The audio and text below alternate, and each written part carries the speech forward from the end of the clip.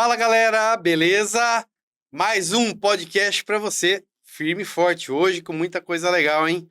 Hoje vamos ter muita informação que vai te deixar arrepiado. Outra coisa legal, não esqueça de compartilhar os nossos vídeos. O sininho, clique no sininho para que você sempre receba suas mensagens ali, ó, avisando os novos vídeos e deixe os seus comentários. Galera, é o seguinte, hoje eu estou aqui com uma pessoa fantástica, um cara que conhece tudo sobre ufologia. Ele é um cara que ele tá na área há muito tempo e ele é o cara que todo mundo chama o ET-Mor de Mato Grosso. O ET-Mor do Brasil, né? É É, isso aí. é isso aí, Perenha. Vamos falar sobre esse assunto que é tão fascinante, não só da ufologia, como da parapsicologia, né? Que são assuntos bastante intrigantes e que chamam a atenção do público nessa temática e os últimos acontecimentos nessa área que está mexendo com a animação dos pesquisadores da ufologia, diante daquilo que a gente sempre falou que existe e agora o Congresso americano dizendo que é uma realidade, que os americanos têm os famosos ilustres discos voadores, né? Enfim, o assunto é vasto, ou seja, tem bastante novidade aí acontecendo. Verdade, Ataíde, uma coisa que a gente vai pegar esse assunto, vamos destrinchar para a galera sobre esse assunto, sobre os discos voadores. Eu acho que o que veio agora à tona é muito, muito sério. É muito poderoso essa ideia do que está acontecendo no mundo. Então, eu acho que é hora das pessoas entenderem o que está acontecendo na realidade. Sim, apesar que esse assunto está vindo num momento meio cauteloso, meio suspeito, e que muitos levam-se a pensar que é difícil a gente chegar a uma conclusão por que isto está acontecendo agora. Alguns pensam na hipótese de uma cortina de fumaça, outros pensam na hipótese de de uma informação para massa de manobra. Enfim, as teorias são as mais variadas, porque a gente estranha.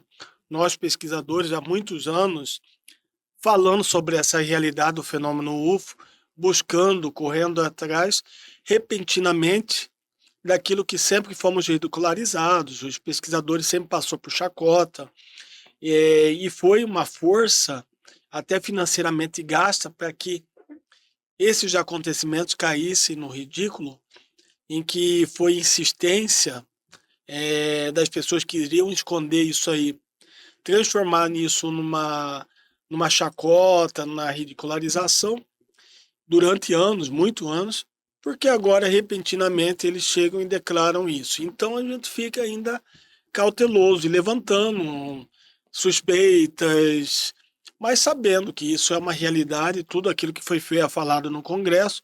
Para quem não sabe, o Congresso americano, entre agora estão tendo reunião lá, e estão admitindo que militares, veio a público admitir no Congresso americano que entidades não terrestres ou entidades biológicas não terrestres têm cativeiro com eles, que equipamentos OVNIs não terrestres estão ao poder militar americano.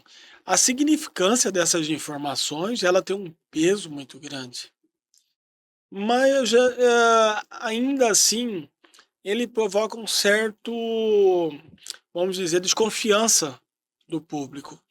Mas você tem alta patente militar americana chegando a público e dizer isso é porque Alguma coisa está por vir, tá por vir, né? está por vir. Agora, assim, a gente tem que estar sempre com a mente aberta para tudo. Você, claro, que é um pesquisador, tudo, que tem várias e várias histórias, tudo, que já viu muita coisa, né? Que a gente já se conhece, a gente já viu os relatos de tudo que já aconteceu. Você acha que isso nos Estados Unidos, que está acontecendo, não pode dar uma euforia na população? Porque dá medo, né? Sim, na verdade está dando uma euforia na comunidade ufológica até agora, né? Também, né? Ah, tem essa temática por agora, num momento muito delicado de conflitos militares, nessa interação com a Ucrânia, com a Rússia, enfim, e outras questões que estão delicadas. Para esse momento é meio que desfoca o enaltecimento da curiosidade do público. Talvez seja aquela questão boi de piranha, ou seja, joga informação para que outras passe batido. E é o que está acontecendo, a informação veio à tona. Está criando polêmica em alguns setores, inclusive um alvoroço na questão ufológica, mas uma informação de tanto impacto, ainda assim parece que não está surgindo um efeito significativo. Porque isso é uma das maiores revelações no âmbito até científico, em que há uma questão oficial alegando que existe discos voadores, extraterrestres. Então isso era para ser um boom a nível universal. Era para ser um boom, uma questão mais significativa a todos os canais midiáticos. Mas pelo momento está lá, no Congresso, reunião, criou alvoroço? Criou, mas era para ser muito mais significativo. Mas, por outro lado, isso é interessante, que ele ganha um reforço para os pesquisadores no âmbito da ufologia brasileira, e isso tem uma repercussão a nível nacional. Eu faço parte da Comissão Brasileira de Ufólogos, que é o mais alto nível, vamos dizer assim, para quem estuda a ufologia, para quem está no meio da ufologia. Eu honrosamente fui convidado, faço parte da Comissão Brasileira de Ufólogos, que foi, a nível histórico mundial, foi a única comissão em que a defesa maior brasileira, entre o Exército, entre a Aeronáutica e a Marinha, estiveram em reunião de mesa redonda com ufólogos. Ou seja, oficialmente, a defesa brasileira chamou os ufólogos, a Comissão Brasileira de Ufólogos, para reunir com militares. Qual o objetivo? Falar das documentações oficiais. E que algo aí, por conta dessa batalha, através de uma campanha Liberdade de Informação Já, que foi lançada em 2004, em 2010, se eu não me engano a memória, 2011, foi aberto para a comunidade ufológica tais documentações, algumas das quais os pesquisadores, os ufólogos que ali estavam, só pôde ver na área secreta lá, nos arquivos, algumas coisas. Ninguém pôde pegar nada. Não, vai lá, olha. E eu achei, foi um momento muito histórico, interessante, que inclusive ali tinha um relatório que era para ser entregue em 1986, que foi quando os céus brasileiros foram invadidos, em 1986, foi invadido por 21 objetos voadores não identificados, andando em formação, em que caças Mirage F-15 foram lançados para interceptar. E esses caças foram acompanhados por formações de objetos de grandes proporções, alguns dos 6 de um lado e 8 do outro. Informações seguindo as caças. E eram tão inusitados que um dos aviadores dizia que ele via a luz à frente dele, o radar identificava, quando ele ia se preparar para atacar, o objeto desaparecia, aparecia atrás dele. Ele não sabia se aquilo desmaterializava e rematerializava, ou se ele foi em velocidade. Então esses relatos, esses acontecimentos, ele ficou muito afamado por questão de testemunhos terrestres que viram, e acabou sendo feito naquele ano, em 1986, uma coletiva de imprensa em que a patente maior da aeronáutica, Otávio Moreira Lima, na época, chegou na coletiva e falou: o nosso céu brasileiro foi mesmo invadido por OVNIs, objeto voador não identificado. Tanto é que um dos repórteres, jornalista, pergunta: mas o que seriam isso? Ele dá uma risada, falei: objeto voador não identificado, não podemos classificar. E ele deu detalhes de todo aquele aparato de alta velocidade, andando informações, fazendo parada brusca, movimentos aleatórios, impossíveis para a época e até o presente momento, numa velocidade desconhecida para a época e até o presente momento, que não souberam explicar. E um relatório ia ser apresentado. Esse relatório nunca veio à tona, mas foi a Comissão Brasileira do Fórum que esteve lá, teve o relatório em mãos, em que foi plausível verificar que ali concluiu o seguinte: os objetos eram sólidos, andavam informações e muito significativamente, inteligentemente guiados. Isso quer dizer que prova extraterrestre? Você quer mais o quê? Isso quer dizer que alguma coisa rondou nossos céus, esteve ali. E essas documentações estão lá? Estão. Não só apenas essas documentações, inúmeras outras. Mas foi através da Comissão Brasileira de Ufólogos que foi liberado, através da campanha UFOS, Liberdade de Informação Já, foi liberado mais de 4.500 páginas de documentos oficiais e que provam que a nossa Força Maior de Defesa pesquisou, pesquisa e ainda acrescento que continua a pesquisar discos voadores. Aí o espectador pode falar: peraí, esse cara tá doido. Quer dizer que oficialmente nós temos isso? Temos. E eu não estou falando aleatoriamente. Você pode consultar a Biblioteca Nacional do Rio de Janeiro e está lá todas essas 4.500 páginas, mostrando que a nossa Força Maior pesquisou isso. Então, de uma certa forma, o Congresso está admitindo uma coisa ao qual os órgãos brasileiros Já admitiram. passaram por isso, né? Ou seja, pesquisaram disco voador. E ainda acrescento, continuam pesquisando. Isso, claro, fica ainda a deriva, fica ainda os critérios de segregação deles quanto a essa temática. Mas essa luta da Comissão Brasileira de Ufólogos é justamente porque muitas outras documentações veio à tona. Nós temos, por exemplo, a Operação Prato, que foi uma das operações mais intrigantes e significativas ocorrida no Brasil na década de 70. Entre os anos de 1976, 77 e 78, os céus do Pará e aqui toda aquela região foi invadida por discos voadores. Ah, isso você está jogando aleatório. Não, são pesquisas e oficiais. Inclusive o comandante da época que admitiu, veio a público gravando, dizendo: eu comandei operação sobre discos voadores em Colares e toda aquela região do Pará, em 1976, 77, 78. Inclusive, ele relata em uma das suas filmagens, dos seus testemunhos do comandante dessa questão, falando que certa vez o objeto pairou na frente dele, a equipe, os militares estavam lá em peso, do exército, no caso, com equipamentos pesados de artilharia, filmando tudo aquilo. E ainda ele diz que os soldados perguntam: o que nós vamos fazer? Vamos atirar? Ele falou: não está representando ameaça.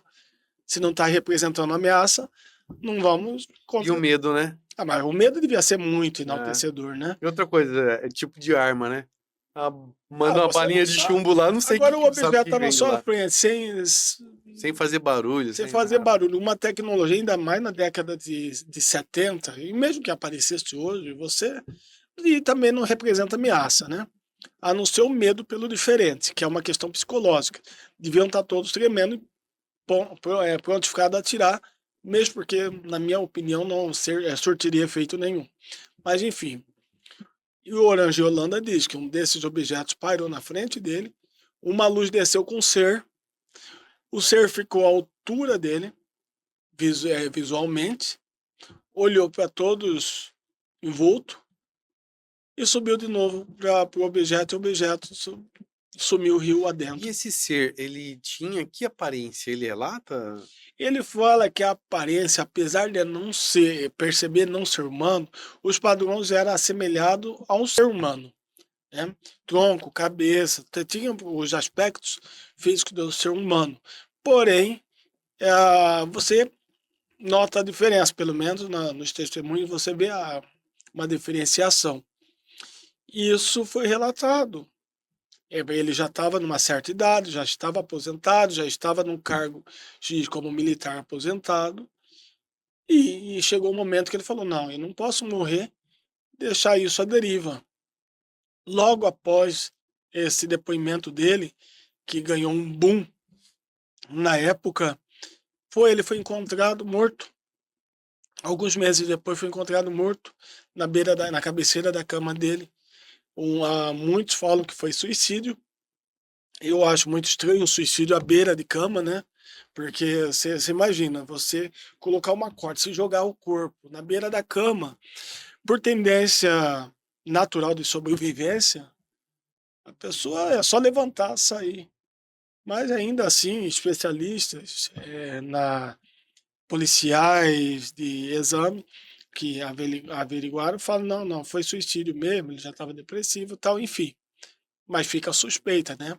Aí teorias de conspiração a gente cria, imagina que alguém foi lá e fez alguma coisa, mas também é algo a se indagar, porque depois de dito não adianta nada, né? Já E foi não tem o dito. que fazer, né? Então, mas isso aconteceu, ele contou esses relatos.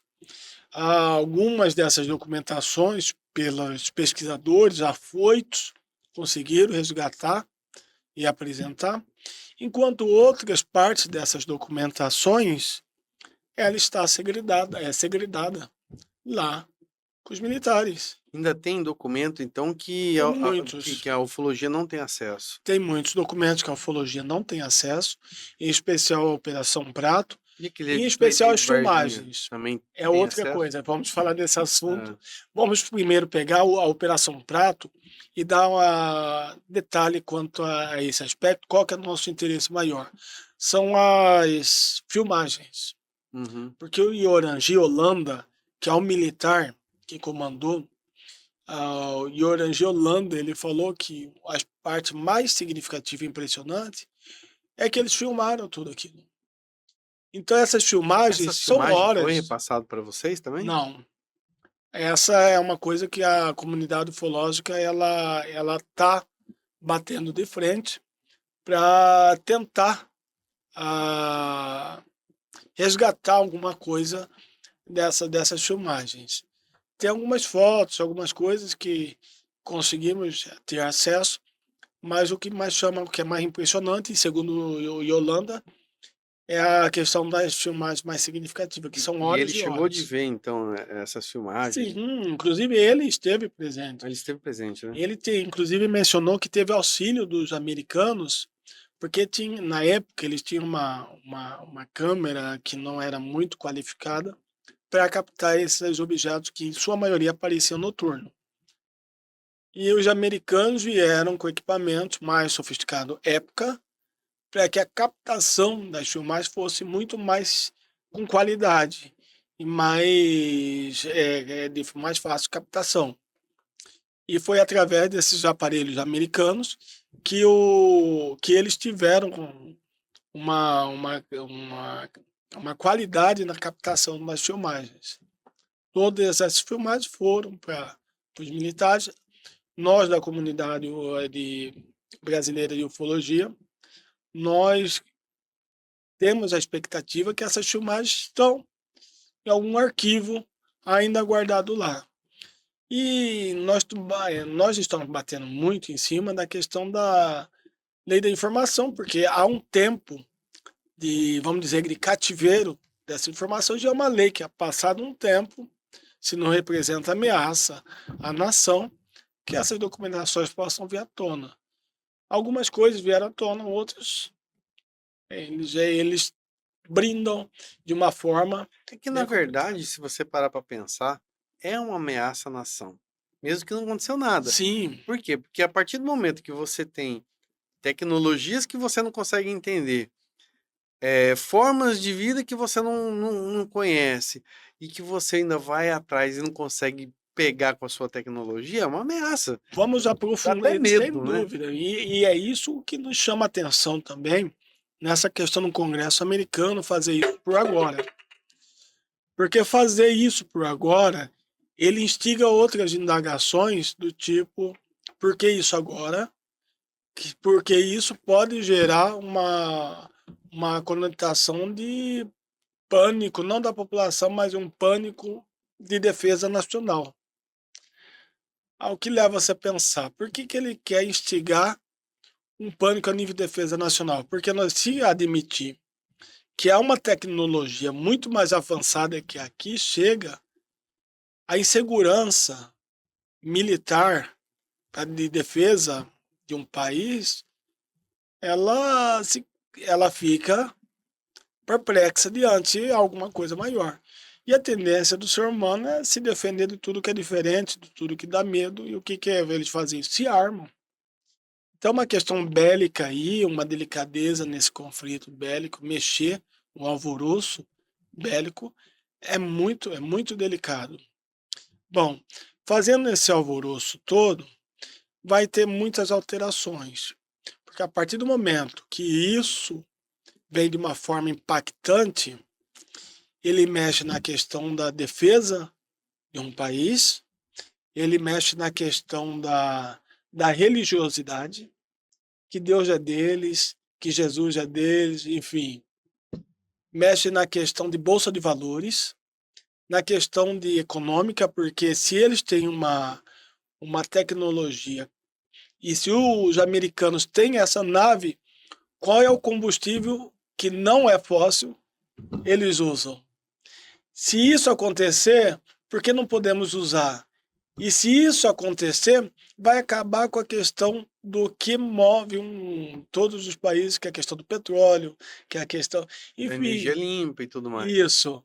Então, tem muitos aspectos, bolsa de valores, economia e tal, que vai criar um alvoroço e um caos religioso, econômico, de defesa militar. Enfim, é delicado. É delicada a temática, apesar de intrigante, instigante, e apesar dos pesquisadores da ufologia batendo em cima e trazendo essa realidade, mostrando à tona, com documentações, a contra-gotas. Porque essas informações, elas são reais, elas são presentes. E quando ela vem à tona, nós ficamos gratificados e alegres, porque está dando um amparo naquilo que a ufologia, os pesquisadores da ufologia sempre argumentou. É claro que ela vem com com uma certa cautela diante a todas as outras consequências de tudo isso, né? O Gevaerd, que é o editor da revista UFO, que perdemos ele ano passado, e ele dizia o seguinte, que quando a ufologia for declarada oficialmente como os discos voadores existem, ele põe uma outra reflexão, em que ele diz, a ufologia acaba. Porque, de uma certa forma, ele tem razão. A partir do momento que esses discos voadores, ela for oficializada, não existe, para que o ufólogo? Verdade. Aí o próprio Estado vai lá, o Exército vai falar, ó, vai estudar e vai repassar essas O que eu informações. acho uma injustiça danada, né? Porque os pesquisadores da ufologia sempre à tona deviam ser os primeiros a estar à frente disso tudo. Mas aí vamos pegar cientistas, vamos pegar outros pesquisadores para tentar essa interação, essa aproximação. Em outras palavras, a temática, apesar que eu acho que sempre a ufologia vai se reinventar, porque tem outras coisas que a ufologia vai bilhotar, vai pesquisar. Mas acontece que o intrigante, o gostoso de tudo isso é, é que a tendência humana é vasculhar pela curiosidade, pelo interesse ao inusitado. A tendência humana é vasculhar o diferente, é vasculhar que a vida existe coisas muito além da nossa rotina, que existe coisas segredadas para além do boleto que você tem que pagar, da prestação, né, da máquina de lavar, da conta de energia de luz. Ou seja, nossa atividade mundana é muito pequena diante de outras coisas muito maiores que estão acontecendo. O interessante de tudo isso é que esse lado de temática, ela faz questionamentos ao qual o pesquisador traz à tona de algo para além da nossa rotina. Então eu vejo comentários, por exemplo, nessa questão do Congresso americano, dizendo a questão dos UFOs, que os militares dizendo que isso existe e tal. Eu vejo comentário de muita gente dizendo o seguinte: ah, de tanta coisa para se preocupar, as pessoas vão prestar atenção em extraterrestre. Imagina como que está a mente das pessoas. É como se elas se fechassem no seu mundinho, literalmente, ao nível de uma grandiosidade tão maior. É um mundinho mesmo. Se fecha nesse mundinho e não vê a significância que a vida tem coisas muito para além do nosso mundinho. Que Verdade. existe uma maravilha, uma, uma, um mistério, um enigma muito mais significativo além da nossa rotina. E é isso que intriga os pesquisadores da ufologia e, inclusive, da parapsicologia, que também é a minha área, que tenta sempre buscar e trazer o que tem para além da mesmice, o que tem para além do nosso condicionamento de ter que produzir, pagar isso, pagar aquilo, tomar uma cerveja no final de semana, isso e aquilo.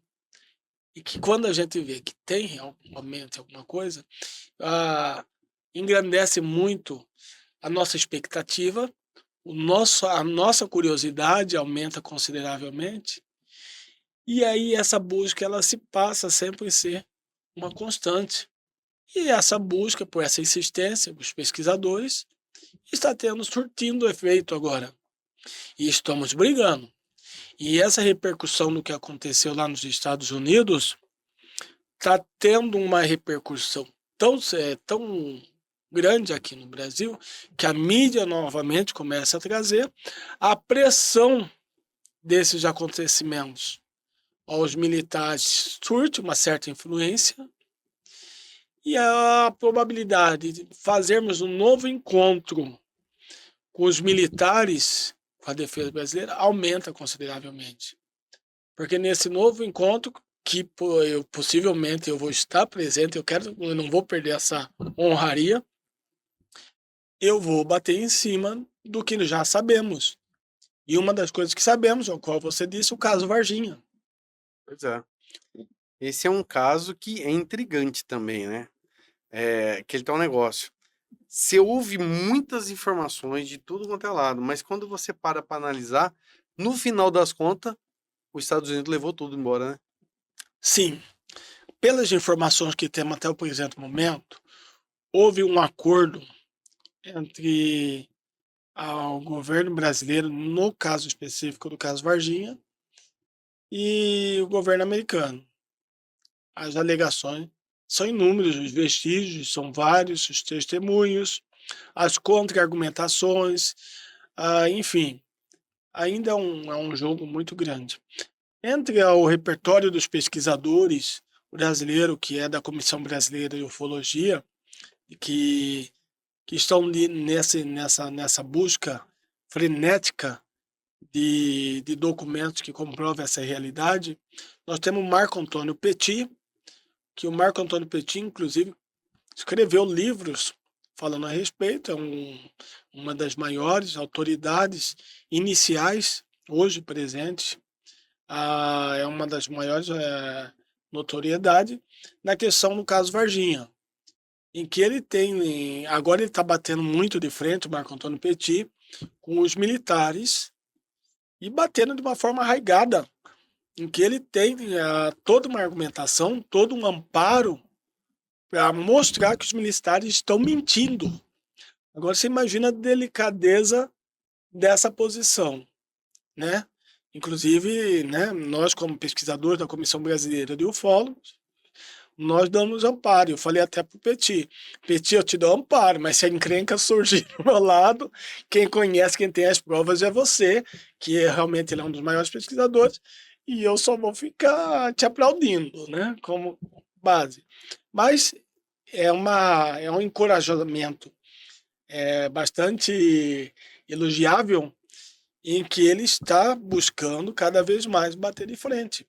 E outra questão interessante, dentro dos pesquisadores, nós temos um outro também, Fernando Ramalho, que é o que está em Brasília e que está diretamente entrando com processos e processos para Ter acesso. ter acesso a essas informações insistentemente, sem parar.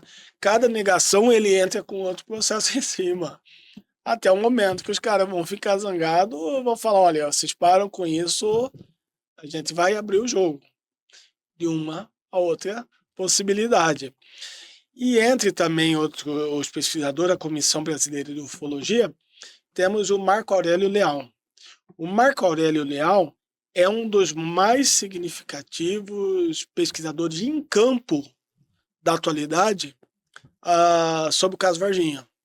Porque enquanto Petit ele buscou as informações épicas do acontecido, o Marco Leal está resgatando todas as testemunhas, buscando outras testemunhas, indo atrás, pesquisando, documentação, pessoas que morreram de forma estranhamente depois que capturou uma das criaturas, porque não era uma só criatura do ET de Varginha, eram várias criaturas. Ah, eram várias criaturas? Eram em torno de... O que tem uma estimativa é em torno de 7, pela última contagem feita. Mas até então, sabe-se que eram em média 4, entre a qual um foi capturado vivo. E esse capturado vivo, que foi por inclusive um soldado do bombeiro que estava vindo de carro uma certa noite, Xerez, e que viu, ele estava na carona, para o carro e foi pegar no punho. A pessoa. Isso, que é o Xerez, que pegou o Ah. ser e levou. Não demorou muito ele ter uma infecção desconhecida que tomou conta. Em poucos dias ele morreu de causa não conhecida. Só sabe que foi uma infecção, né? Especialistas ouvido pelo Marco Leal começou a revelar que aquilo ali não era aquela infecção ou acontecido não era desse planeta. Alguma Nossa. coisa aconteceu. E esses testemunhos, esses médicos, especialistas que analisaram o Xerez, que foi o que pegou, o que morreu, a irmã do Xerez, que bate de frente, dizendo que o irmão dela morreu por negligência dos cuidados militares, ou em outras palavras, ela diz que o irmão dela morreu por conta do extraterrestre. Ou seja, ela pelo menos ela está intrigada nisso, porque a forma que o irmão morreu e a intriga que isso causou, ela começou a bater em cima, correr atrás, enfim. Foi uma luta que prevalece até hoje, a qual o Marco Leal começa a resgatar, entrevistar essas pessoas novamente e tal. E o Marco Leal ele teve uma base para isso muito interessante, que foi de um documentarista americano, Fox, eu não sei o que Fox, eu não reconheço, Jamie Foxx.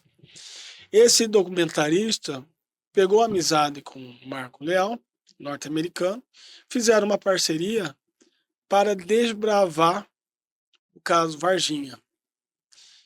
Isso foi tão significativo que recentemente foi lançado o documentário filme do caso Varginha. Esse documentário filme que foi lançado, se eu não me engano, foi ano passado ou esse ano, se não me falha a memória, mas foi recente agora. Ganhou o mundo todo, né, pela significância do caso, e outras coisas estão aparecendo. Nós tivemos Marco Leal recentemente aqui em Mato Grosso, num evento que nós fizemos, ele esteve na Ampup, falou sobre as pesquisas dele, passou uma noite toda, uma quinta-feira, a Ampup é nosso grupo de pesquisa de ufologia para psicologia. Ele passou a noite falando desse caso. Fomos para Barra do Garça fazer um evento lá, chegou lá, as pessoas não querendo saber sobre o caso Varginha. Ele tem documentos e questões que, no meu ponto de vista, comprobatório de que o Brasil teve um dos casos mais impressionantes de queda de disco voador e a captura de seres não terrestres, que é o caso Varginha. Hoje a Comissão Brasileira de Ufologia está batendo em cima para que essas documentações venham à tona. Entendi, entendi. Agora, quando tem uma queda de disco voador, deve ficar vestígio, deve ficar marca, deve ficar várias coisas também, né? Sim, nisso nós temos os ufólogos que vão analisar, porque geralmente uma queda em si é uma raridade bem inusitada. Porque se você imagina, porque a gente leva a se pensar o que A fez. gente para pra pensar até é estranho, É, né? Ah, o avião é difícil cair, imagina um disco voador. pois é, você fica imaginando o que fez aquele objeto cair. Sim. Aí teorias são levantadas, né? Mas acontece. Eu ouvi uma teoria até interessante falando que existia outra raça que estava perseguindo a outra e que uma raça abateu a outra. Sim, tem pessoas que levam, mas são teorias jogadas. Outras também falam que foi a própria questão militar de um país aí que não vou citar, que já tinham ciência da entrada desse objeto e conseguiu Abateu. abatê-lo e foi cair justamente no Brasil, em Minas Gerais, em Varginha, que ali caiu. Inclusive, tudo leva-se a pensar, através de vestígios, que houve outra nave que veio para recuperar a nave mesmo, a extraterrestre. Meio parece uma ficção, mas os vestígios das pesquisas levam-se a pensar que veio outros seres para resgatar os seus entes queridos, vamos dizer assim. Os E, amiguinhos. e porque, assim, do acontecido em Varginha, em fevereiro de 1986, naquele acontecimento, não, perdão, 1996, em fevereiro de 1996, aquele acontecimento que ali repercutiu muitas outras coisas, muitos outros seres vistos e acontecido. Histeria coletiva de um acontecimento? Pode ser. Porém, os testemunhos nos deixam a significância de que mais coisas aconteceu. Agora, o que mais aconteceu é para isso que existe a ufologia e os ufólogos.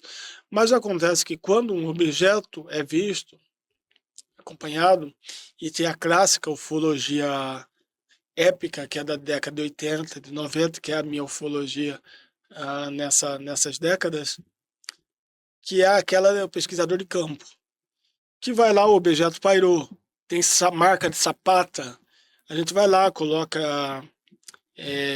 gesso líquido, pega a sapata, leva para verificar, avaliar qual que seria o peso do equipamento. Tudo isso, os pesquisadores dessa época, eles levavam para casa e tinham como prova. Nós tínhamos o finado Wallace Albino, que era um grande amigo meu, falecido, que ele levava pedaços de sapata, tal, era um pesquisador. Nós dizemos pesquisador raiz. Hoje os pesquisadores, em sua maioria, são pesquisadores de trás de tela, que Nutella. não é a gente fala, vamos dizer assim, mas é aquelas que pesquisam mais à distância. Aham. Então, o pesquisador em campo hoje existe, mas está em sua raridade. Nós temos o Carlos Alberto Machado, que é um pesquisador em campo, que é um pesquisador muito interessante, que ele tem 2 livros muito interessantes, no caso Chupacabra e outro caso de mutilações humanas por seres não terrestres. Mas é interessante que os livros dele são científicos, com todo o respeito aos critérios científicos acadêmicos, porque ele é doutor, ele é professor universitário, então ele tem que ter um amparo. Para mim, esses tipos de pesquisadores que têm um amparo científico, que vão atrás, um UFO parou, desceu seres, vamos lá, teve alteração no lugar, todos eles são os pesquisadores de campo. Então tem acontecimentos, por exemplo, que o OVNI para sobre determinada área, vegetação, e aquela vegetação fica uma marca. Aí quem é da área da biologia, por exemplo, cata e faz uma análise. Agora, Taíde, uma coisa que não sai da minha cabeça.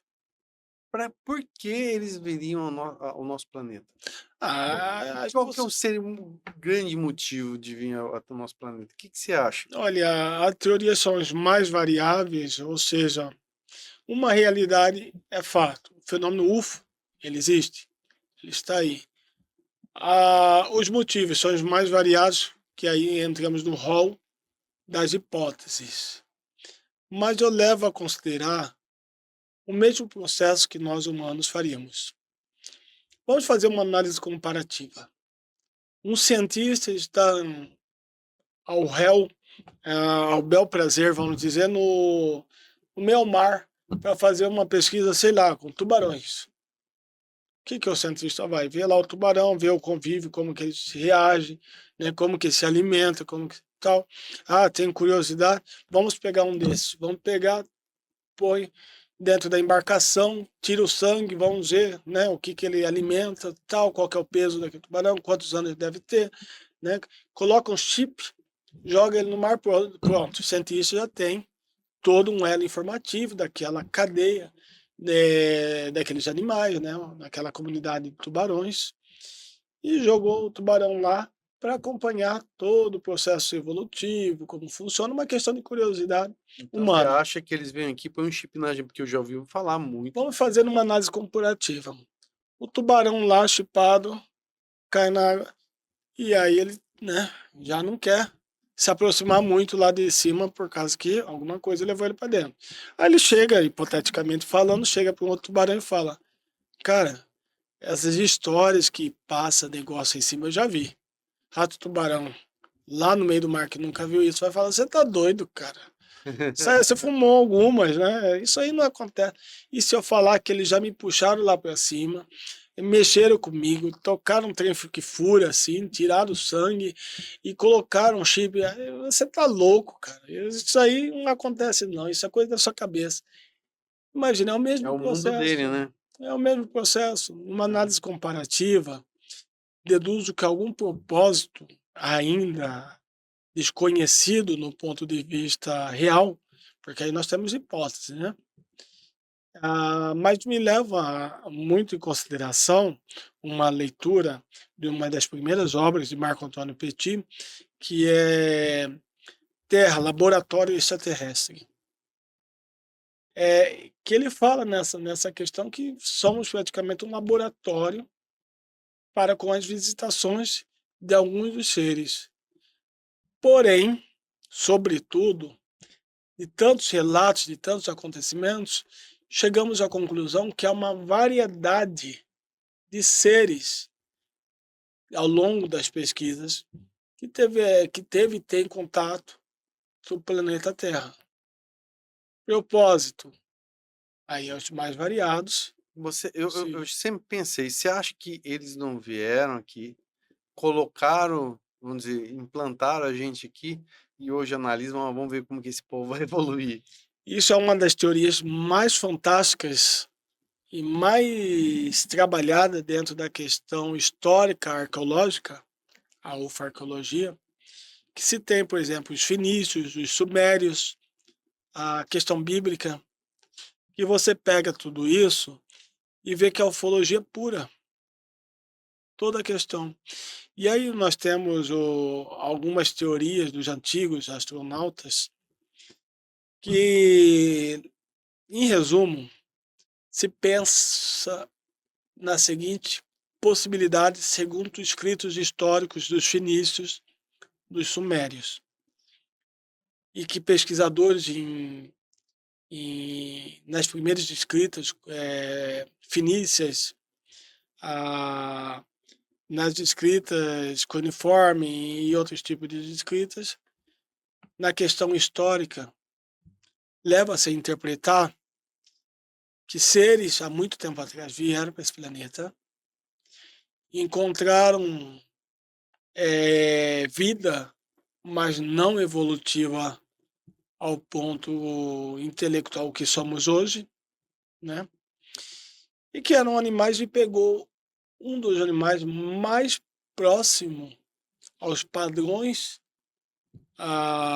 característicos dele, implantaram DNA, isso há milhões e milhões de anos atrás, para que aquele animal que tinha maior resistência, maior força física, maior porte em lidar, pudesse ter uma interação de inteligência em alteração genética para auxiliar a convivência, para os termos de uso para eles, para Entendi. carregar coisas, para ajudar numa coisa, para isso, para aquilo e tal. Carregar as pedras da pirâmide. Vamos dizer que Sim. fomos feitos, mas isso há milhões de anos, Aham. mas que isso foi fazendo com que a nossa alteração genética fosse também um instrumento intelectual, fosse, obviamente, desenvolvido. Nós seríamos uma experiência deles. Sim, uma experiência que gerou um certo, chegou a um patamar que gerou um certo brigas, vamos dizer assim, ao qual alguns nos defenderam, sendo eles a parte defensores. Nós criamos, vamos defendê-lo, eles têm sentimento. E os outros falam, não, nós fizemos essa merda aí, vamos Acabar Então com tem uma questão histórica e é muito interessante isso. Que se você pega a questão histórica de muitas religiões, você vê isso. Você vê na questão do cristianismo, por exemplo, na nossa questão. Você tem por exemplo, Gênesis. E Gênesis pega uma parte bem interessante, que já seria um tempo posterior, já com os humanos criando. Tem uma parte que fala, os deuses, vendo as mulheres, as filhas dos homens, bonitas e formosas, tiveram para si como esposas. Agora você tá lá no Gênesis, na Bíblia, que fala. Porque até antes a Bíblia fala de um Deus. E de repente fala, os deuses, vendo a filha dos homens bonitas e formosas, tiveram para si como esposas. E dele tiveram os semideuses, os varões, que são os filhos com os filhos dos deuses, né? E que esses varões chegam no patamar bíblico lá da Gênesis, que começou a defender. Não gostava o jeito que os deuses tratavam os homens. Isso você vê no cristianismo, você vê no islamismo, você vê na questão da Sibéria, meu Deus, na Grécia Antiga, nos fenícios. E você vê esses detalhes que parecem um corrobora com a questão histórica do outro, mas numa interpretação épica. Mas que você fazer uma análise comparativa, tem toda uma questão lógica. As pessoas falam assim, você quer achar lógica nisso? Sim. Para quem pesquisa essa temática, começa a entrar numa questão que você fala, poxa, vai que aconteceu assim? São registros históricos que levam você a pensar que alguma coisa aconteceu. É claro que eu me enveredar nisso é uma temática bem complexa, exige um conhecimento teológico, histórico muito grande, ao qual ainda eu engatinho. Eu sou fascinado por esse tipo de assunto. Quem entende e fala, eu adoro escutar. E é interessante que há pesquisadores da ufologia, como hoje nós temos a Van Ted. Tem um outro pesquisador também, André de Pierre, que fala muito sobre a temática. Que você, no Brasil, eu digo, que você fica encantado com a probabilidade, com embasamento teórico verdadeiro, de vestígios arqueológicos, teológicos, questões escritos antigos, sumérios, escritos antigos bíblicos, escritos antigos ainda em aramaico, dá todo um relevo ufológico do início ao fim. E é outro assunto que a gente vai longe. Mas o que eu quero dizer é o seguinte, a temática, ela é longa, ela vem há muitos anos e que ela é um leque para muitas coisas. Assim, se você começar a puxar a informação, você vê até que eles são as três crianças que viram Virgem Maria, né? Que vem numa luz, tudo. Você Tudo fala isso. de Fátima, do Fátima, acontecimento de Fátima. É. O acontecimento de Fátima, que ainda assim, à época, havia fotos e havia uma multidão Pô, é muito refém, né? grande. Fátima para Virgem Maria. Oi? Errei feio de Fátima pra Virgem Maria. Mas Aham. Fátima é a mesma proporção, né, que fala da mãe Hã. de Jesus. Ah, o acontecimento de Fátima, numa época que já se tinha câmera de filmar e tal, e foi um alvoroço tanto que a população inteira de vários lugares começou a aparecer. Então foi um maior testemunho ufológico no mundo. Mas por que você diz ufológico que não pode ser divino? Primeiro, as 3 criancinhas, em relato que hoje se encontra, tais documentos, tais relatos históricos, tá naqueles lugares secretos do Vaticano, né, guardado lá, uns relatos disso. Eu vi uma menininha muito bonita, né, com tais características. Elas não disseram que viram a Virgem Maria, elas não disseram que viram uma santa ou a mãe de Deus. Elas disseram que viram uma menininha muito bonita, tal, que conversava com eles telepaticamente. Agora você imagina, logo épico interpretado, até na questão bíblica, como a aparição da Virgem Maria, mãe de Deus. E aquilo criou um alvoroço e as pessoas começaram ali a aparecer e aquela criatura sempre aparecia em determinado lugar, as crianças iam lá, a um momento que só as crianças viam, os outros não viam.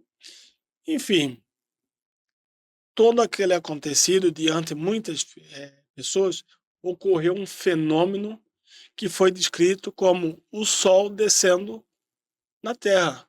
Agora, fisicamente falando, cientificamente falando, imagina todo um alvoroço e alteração de todo o sistema planetário, de todo o universo, o Sol descer na Terra. Isso sem falar. Torrar tudo, né? É, É sem lógica. é um objeto luminoso de grandes proporções, Sim. a qual eles interpretaram de Sol, Uhum. desceu nas proximidades deles. Tava nublado, tava chovendo e de repente desceu o sol. O sol ficou próximo deles e aquilo foi testemunhado por centenas e centenas e centenas e centenas de pessoas, como interpretado como algo milagroso, como aparição de Deus ou algo relativo. Numa interpretação ufológica, o que aconteceu? Um fenômeno UFO, sem dúvida, no nosso ponto de vista de pesquisador da temática.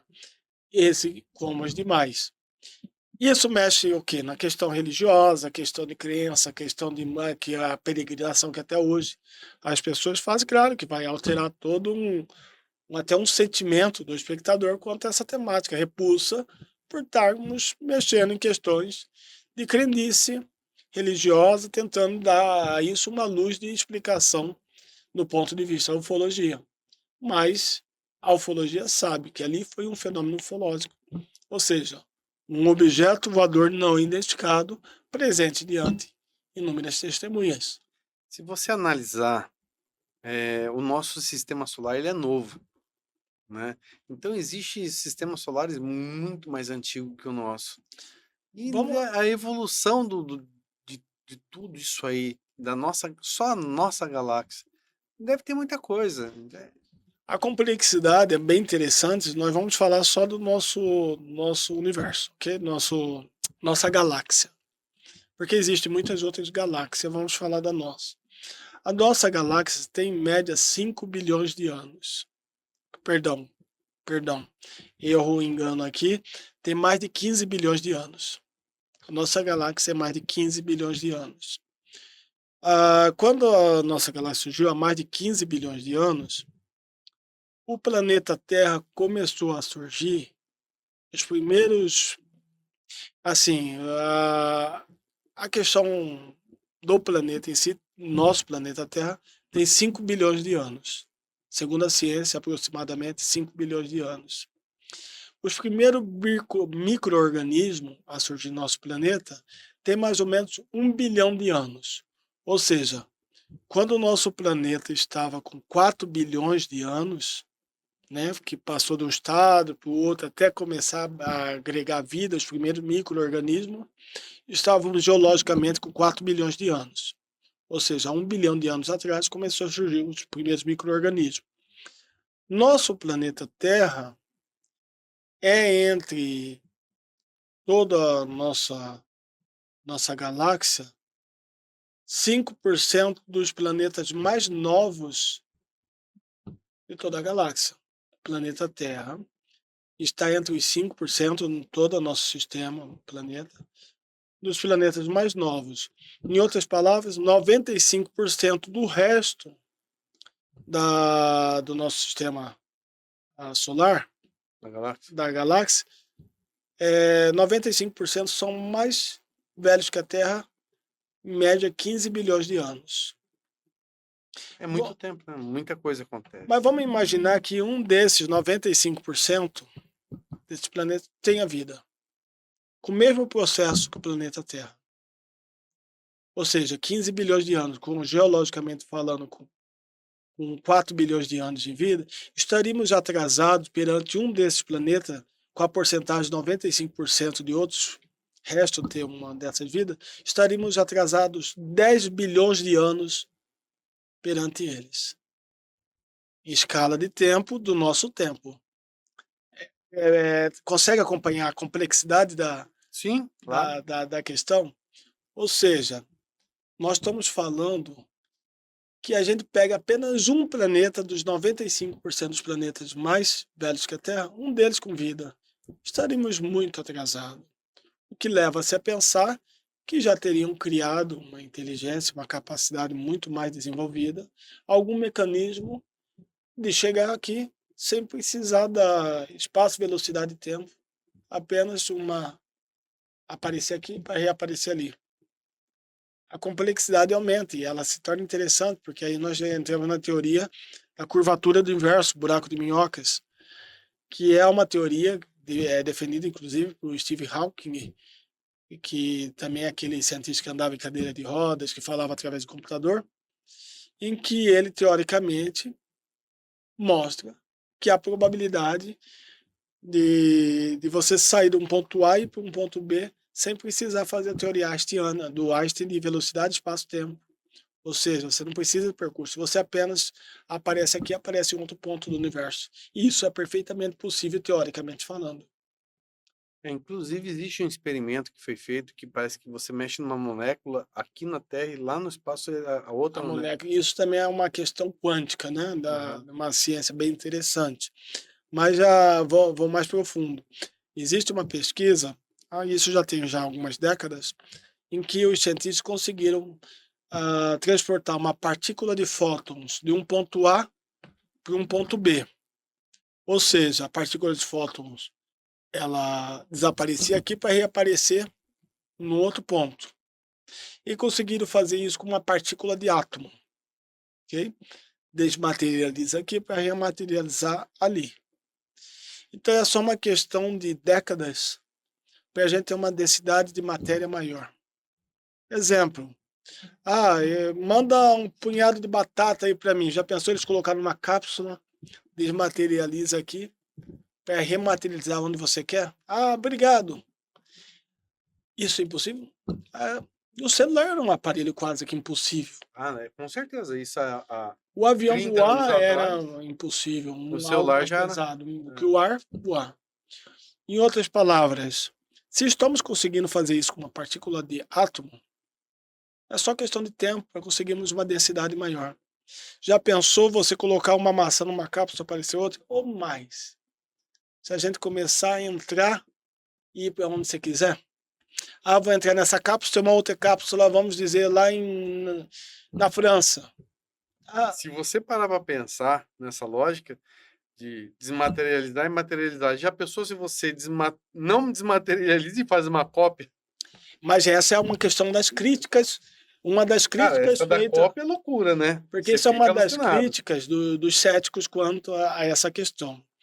Porque quando eles fizeram esse transporte de uma partícula de um ponto A para um ponto B, a indagação que se tem é o seguinte: é a mesma partícula de átomo ou uma outra partícula foi criada? Pois é. Tipo um clone. Em outras palavras, a gente ainda vamos ter um embate.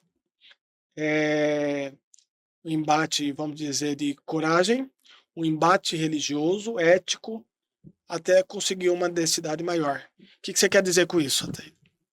Bom, a pergunta que se faz é o mesmo átomo. Vamos dizer que conseguimos com uma densidade maior. Uma maçã. É a mesma maçã ou uma maçã foi clonada e aquela foi desmaterializada? Ok. Vamos dizer que uma cápsula maior consegue com o ser humano. Qual ser humano vai ter coragem de entrar para saber se é ele que vai sair ali? O pior é se tiver uma mosca junto, né? Que é o clássico filme, né, da É. década de 70, Que era em cima disso aí, que né? era em cima disso. Mas é uma pergunta interessante, porque se conseguir com uma densidade maior, ainda assim surge o questionamento do encorajamento para saber qual que é o corajoso que vai arriscar entrar na cápsula e sair do outro lado. Ah, mas podemos fazer isso inicialmente com um coelho. Ok, mas até que ponto sabemos que é o mesmo coelho ou não? E Isso, a tem que ter consciência alguém que foi tenha junto. consciência. E outra pergunta, se é a mesma pessoa que vai aparecer ou é uma pessoa clonada, Bioidêntica. bioidêntica? Mas aí nós temos a questão memória e história. A memória vem junto. E outra pergunta, se ela é transportada de um ponto A para um ponto B, a alma dela vem junto? Outra questão, alma existe? Tá entendendo a complexidade de cada, Nossa. cada descoberta?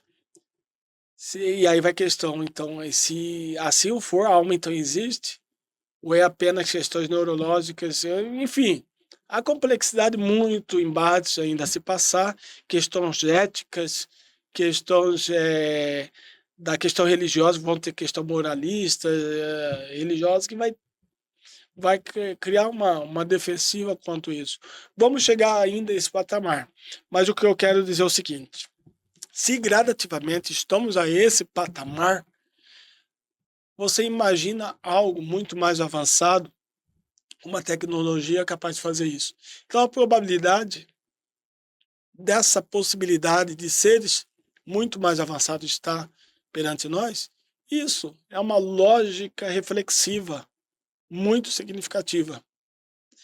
Então a pessoa que questiona isso é impossível, apenas está criando uma defensiva pelo seu próprio patamar condicionado de duvidar, de criticar, de ser cético. É. Uma coisa, Thaís, que eu penso aqui. Sempre vem na minha cabeça. Se você parar para pensar, hoje o ser humano rala muito para pegar e fazer uma plantinha para botar em Marte. Olha a nossa biodiversidade na Terra. É um trem, assim, fantástico. Será que às vezes esses seres não vêm atrás dessa biodiversidade que nós temos? Porque até para eles terem, será que eles vão ter essa biodiversidade? Que eles falou, uma maçã. Será que ele tem a maçã deliciosa que nós temos aqui? Você entendeu? Às vezes a gente, assim, até para pensar. A água é fácil ele encontrar no espaço. A terra, os metais, tudo. Mas e as plantas? Né? E os seres? E tudo isso aí? É um trem meio cabuloso, né? Nós somos um chamariz para a atenção, pois assim leva você a pensar, é essa probabilidade. Nós temos muita diversidade, muitas questões muito interessantes, não muito valorizadas por nós humanos, né, no patamar que estamos, mas, no entanto, de interesse de outros seres, de outros orbes, de outros lugares que por vezes aparecem aqui, alguns dos quais testemunhados por pessoas que juram que viram, É, catando pedrisco. é igual uma situação que fala que descoadores desarmaram bombas nucleares, e não lembro que país foi. Sim, isso foi inclusive escrito detalhadamente com todos os minúcias, provas, vestígios. Eu estava até pesquisando, agora que escapou o nome dele, mas era o ministro de Defesa do Canadá, em que falou que, inclusive, houve acontecimentos drásticos em momentos da nossa história que OVNIs pairaram, a qual criou-se até uma atmosfera nuclear de ataque nuclear, né? Estava na recém Guerra Fria, Uhum. Então, as atenções de outros países estava tudo já com o dedo para apertar o míssil nuclear. Em um dos momentos que isso estava prestes a acontecer, os mísseis praticamente foram desativados pelos OVNIs. Desativados, ogivas desativadas. Foi alterado toda a questão de, de funcionamento e foram desativados. Não se sabe como, e isso foi escrito pelo ex-ministro de Defesa do Canadá. Agora eu não recordo o nome dele, que inclusive tive a oportunidade de conhecê-lo, e que ele chegou ao público a fazer isso. E outros, muitos, argumentam a mesma coisa. Mas voltando à questão que você tinha mencionado, será que eles não têm o interesse da biodiversidade do planeta? Leva-se a pensar que há essa probabilidade. Por quê? Em especial aos brasileiros, que nós temos regiões paradisíacas, que coincidentemente são regiões com alto índice de relatos de avistamentos ufológicos. Chapada dos Guimarães, um lugar paradisíaco de belezas ímpares, ímpar, de uma biodiversidade incrível, que muitos relatos ufológicos. Nós temos aqui em Mato Grosso também a Barra do Garças, também região fantástica, com muita biodiversidade, muitos acontecimentos ufológicos. Nós temos a região pantaneira, com muitos avistamentos e acontecimentos ufológicos. Nós temos Chapada Diamantina, já na Bahia, Chapada dos Veadeiros, em Goiás, São Tomé das Letras, em Minas Gerais, se são regiões ricas em biodiversidade e questões minerais também. Então leva-se a pensar que eles têm alguma correlação de interação com esses lugares. Verdade, né? Porque eles não aparecem geralmente em lugares que não tenham esse tipo de acontecimento. Já vi algumas coisas no YouTube, mas é difícil sem acreditar, né? Porque você não sabe qual é a veracidade desse material. Mas já vi, tipo, em cima de Cuiabá, OVNI passando em cima entre os prédios. É só você Sim. pesquisar que você encontra de tudo também, né? Entre uma dessas filmagens, nós temos um membro da associação que foi um dos que filmaram esses objetos incríveis, uma filmagem muito interessante, mas não é difícil. Nós temos um rico acervo e a todo momento recebemos muitas informações de filmagens ufológicas. Algumas das quais interpretáveis, tem como você conseguir dar uma certa explicação. Em outros continuam como OVNI. O de fato é que o fenômeno está aí presente, por vezes testemunhado, por vezes de forma significativa, inclusive com criaturas frente a frente a pessoas. E que com de que direito, eu sou psicólogo, com que direito eu na posição de psicologia ou sendo psiquiatra, o que for, eu posso dizer que aquela pessoa está com paranoia ou ela se encaixa em algum quadro nosográfico, sendo que ela nunca teve um histórico que afeta a índole ou um comprometimento psicológico para ela fazer tamanha alegação. Tem pessoas afamadas, inclusive algumas que eu não posso citar o nome, pessoas de renome aqui no estado de Mato Grosso, que jura que já viu criaturas frente a frente e descarta a possibilidade de né, há casos tão significativos que é difícil você imaginar que é uma criação psicológica. Sim. Foi esse um dos motivos que eu procurei a Ampup, né? Que eu sempre relato esse caso. Eu tive 3 contatos na minha vida, uma com um amigo meu, como que é que não deixa eu mentir sozinho, né? Então, assim, a gente acaba vendo coisas que a gente não consegue decifrar e entender, né? E nesses acontecimentos que ele cobiça a atenção das pessoas que são fascinadas por esse assunto. Porque a sua vivência, não só a sua, como muitos de espectadores, vivenciaram alguma coisa que a ciência vai até certo ponto e fica intrigada. Você já teve muita gente que te procurou com essas informações? Sim, nossa, isso há uma constância frenética de pessoas que vêm relatando filmagem. Então, algumas das quais me chamam a atenção. Por quê? Porque para um pesquisador que há tantos anos perambula nessa área, ver luzinha, para mim já perde, Já tá sem graça. já tá sem graça. Eu quero algo mais significativo que um ou outro, por vezes, vivenciou. Aquele caso, inclusive, que eu vi lá na Ampup, do taxista, foi em Barra do Garça, né? Sim. Que aquela é uma história fantástica, que Tem aqui a história do taxista muito impressionante, que ele praticamente ele deu cliente, né, vaga pra, dentro do táxi dele para seres de outro planeta. É um acontecimento que ocorreu aqui em Mato Grosso. Nós temos muitos outros acontecimentos também muito significativos. Eu, como há muitos anos na área da psicologia, aprendemos com a experiência de profissional a delinear até que ponto é uma criação psicológica, até que ponto é um exagero, e conseguimos identificar veracidade em alguns outros casos. E esses raros casos que você vê o impacto psicológico que aquilo a pessoa vivenciou, porque se vivenciar alguma coisa que não é desse mundo diante a ti aparecer, é um é uma comoção emocional, um impacto que mexe com suas estruturas emocionalmente falando. E por vezes cai até a mim. E eu fico, a única coisa que eu me lamento dessa questão é falar: "Por que que eu não estava junto com esse cara nesse momento, né?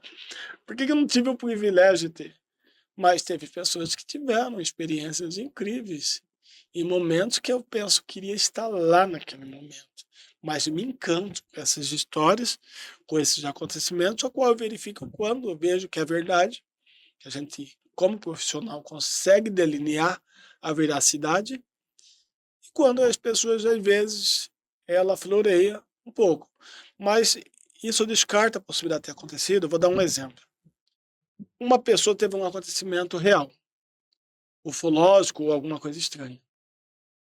Aquilo foi tão significativo que ela ou fica quieta ou ela retrata para alguém. As pessoas vendo naquilo uma verdade se encanta e cobiça outras pessoas a querer escutar a história. Mas psicologicamente chega um ponto que o ego enaltece e minimiza a veracidade para entrar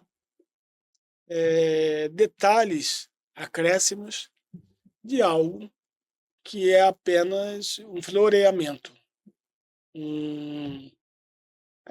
vamos dizer, uma invenção para chama atenção. isso, aperfeiçoar. Uhum. Tipo assim, se eu estou te contando uma história que aconteceu comigo, foi a única história, chega um momento que não estou mais sendo o centro das atenções.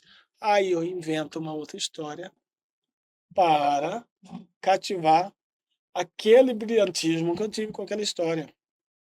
E aí acrescento mais outra, aí se acaba desnorteando a essência do fenômeno.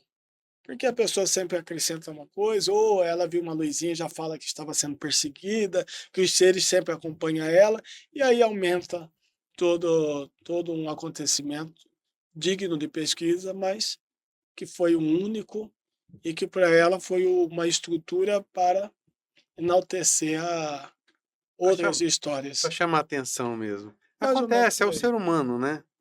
Mas assim, a gente percebe que nesse mundo de pesquisa, você vai assimilando informações que isso depois vai te deixando, que acho que você nem consegue dormir direito, né?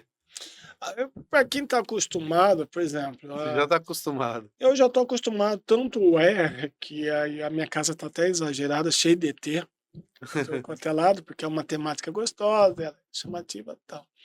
Por exemplo, eu sou solteiro, vida, tal. Se uma dessas andanças pela vida e eu tenho uma paquera, eu tenho que pensar muitas vezes antes de levar para minha casa.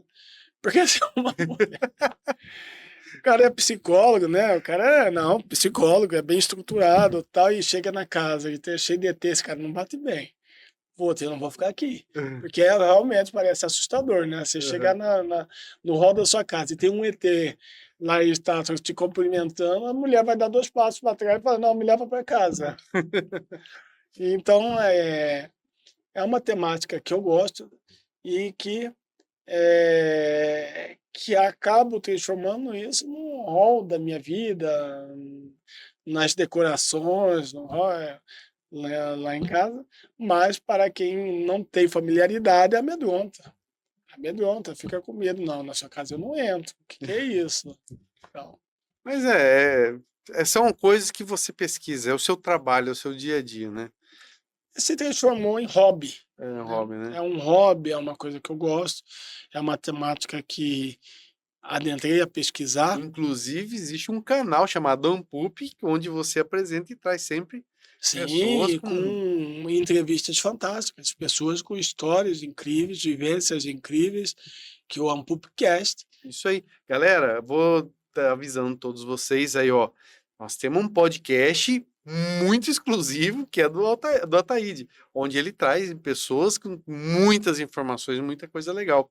Então vocês podem, vão lá, compartilhe, entre no canal dele, verifica tudo que acontece, que tem coisas de arrepiar o cabelo.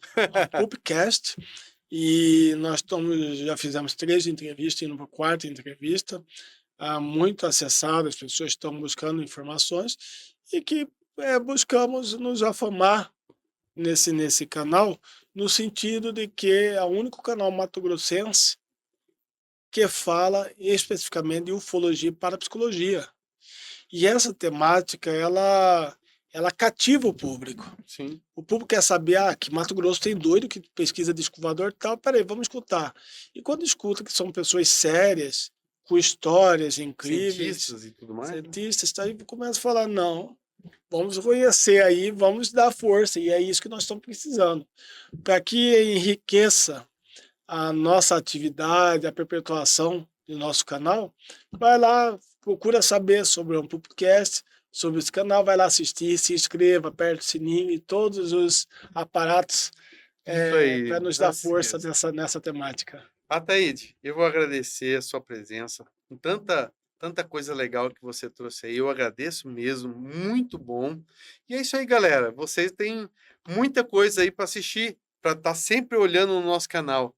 Isso é maravilhoso. Ataíde, muito obrigado mesmo, de coração. Tá? Para mim é uma satisfação, a temática ela é curiosa, gostosa, é ampla, um leque de opções. Se a gente for aqui vai dar 10 horas. E olha que nós falamos especificamente de ufologia. Um outro momento vamos falar de parapsicologia, que tem umas histórias, imagina em Cuiabá, os cuiabanos contando as histórias, de antigamente até o presente momento, de aparições espectrais, com casas mal assombradas, que inclusive Mato Grosso tem uma das casas catalogada como das 10 mais afamadas em assombração do Brasil. Nossa!